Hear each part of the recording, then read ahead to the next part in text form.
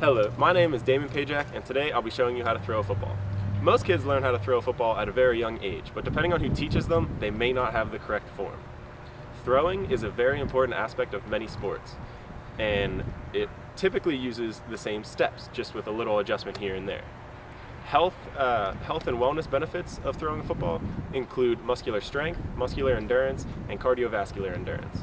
First, I'm going to explain the steps that go into throwing a football, and then I will demonstrate them.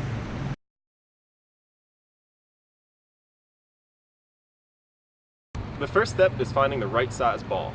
Professional, collegiate, and high school football, they all use size 9, while youth or peewee uses size 7. A size 8 would be used anywhere in between, obviously. And having the right size ball makes a world of difference with your throw.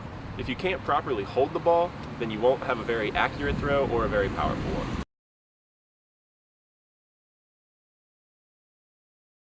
Secondly is how you grip the ball.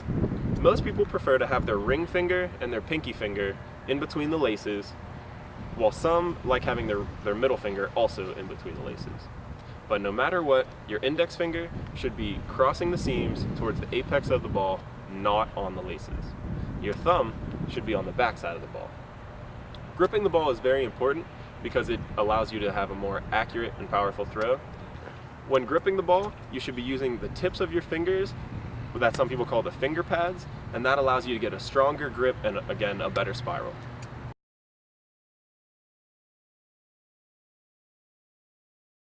The third step is positioning.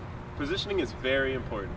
You want to stand with your non-throwing shoulder facing your target, your knees slightly bent, and your front foot at about a 40-degree angle with most of the weight on your back foot and standing on your toes.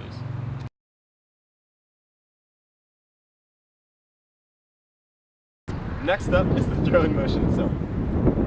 During your throw, your upper arm should be at a perpendicular angle with your body, and your lower arm should be at a perpendicular angle with your upper arm.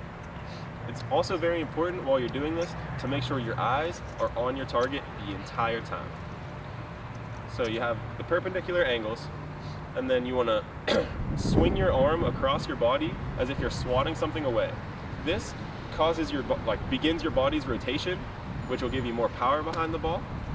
And as you're doing that, you also want to step with your front foot, opening up your hips and giving it just a little more rotation. As well as doing that, or after you do that, you want to extend your arm as you're finishing the rotation and then let go of the ball at its highest point.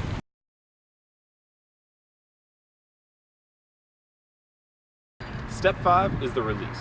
When you release the ball, you want to let go of it when your arm is at its highest point right before it starts rotating downward. You also want to give the ball a nice spiral by flicking your fingers and flicking your wrist. The easiest way that I know to simplify this, to avoid overthinking it, is to finish your throw pointing at your target. This subconsciously flicks your wrist, it leaves your index finger as the last finger to touch the ball, and it leaves with your thumb pointing downward, which is a very important key of the follow-through.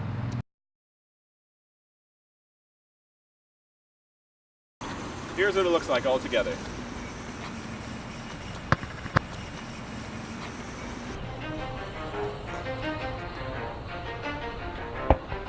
You ready? Let's go! Yeah! For those of you that want to know what we're all about, it's like this, y'all. This is 10% luck, 20% skill. Remember, your ring and pinky fingers should be between the laces with your thumb on the back. Your feet should be shoulder width apart and your knees bent. Your upper arm should be at a 90-degree angle with your body, and your lower arm should be at a 90-degree angle with your upper arm. Transfer weight from back foot to front foot and follow through and release, pointing and looking at your target. Thanks for watching my video. Now get out there and throw some touchdowns. Closing time. Open all the doors and let you out into the world.